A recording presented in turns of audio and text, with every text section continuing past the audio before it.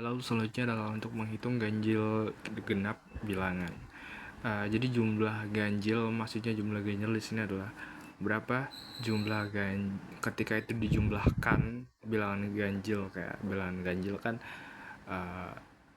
0, 2, 4 dan sebagainya, nanti itu dijumlahkan, dan di sini sudah disebutkan untuk expected outputnya sesuai di modul disebutkan untuk jumlah bilangan ganjil nantinya itu ada 625 dan jumlah bilangan genap ada 650. Dan di dalam PHP-nya adalah di sini jumlah bilangan ganjil sama dengan 0, berarti dimulai dari 0 dulu, jumlah bilangan ganjil 0, jumlah bilangan genap.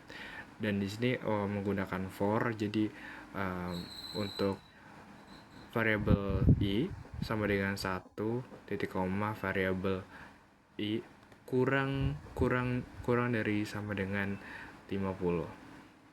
Jadi cuman mentok sampai 50 aja.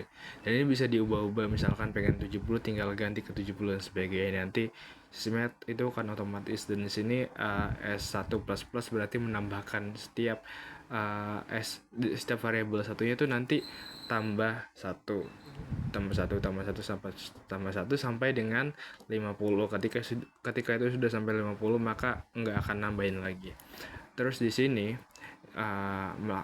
menggunakan jika variabel i persen 2 yang artinya itu modulus terus sama dengan 0, itu berarti bahwa bilangan ini adalah bilangan genap.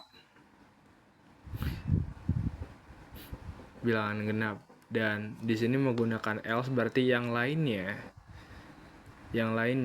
maksudnya di sini misalkan jika dibagi dengan 2 itu hasilnya 0, kan misalkan 4 dibagi 4, di sini persen itu sebagai bagi, misalkan 4 dibagi 4 kan hasilnya sama dengan 0, sehingga ketika nilai yang hasilnya itu dibagi dengan sesamanya, itu misalkan 4 sama 4 hasilnya 0, itu jadi dia itu adalah bilangan genap plus sama dengan bilangan genap.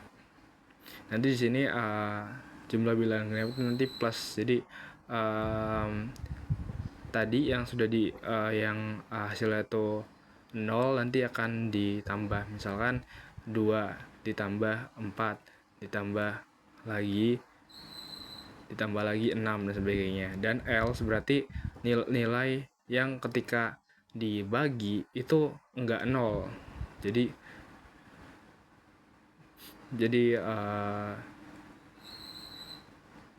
contohnya itu 1 bagi 1 kan sama dengan 1, 3 bagi 3 sama dengan 1 dan sebagainya.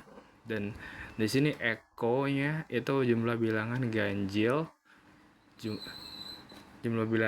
nanti yang akan ditampilkan di teksnya jumlah bilangan ganjil di dalam localhost-nya nanti. Terus di sini menggunakan jumlah ganjil ini, lalu menggunakan titik dan break.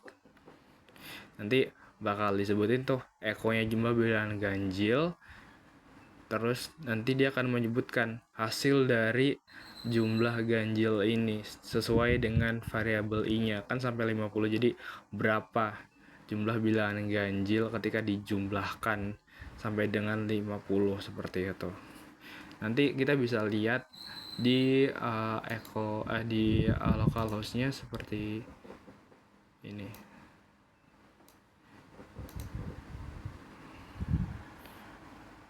Jadi jumlah bilangan ganjil sama dengan 625, jumlah bilangan genap sama dengan 650 seperti itu nantinya.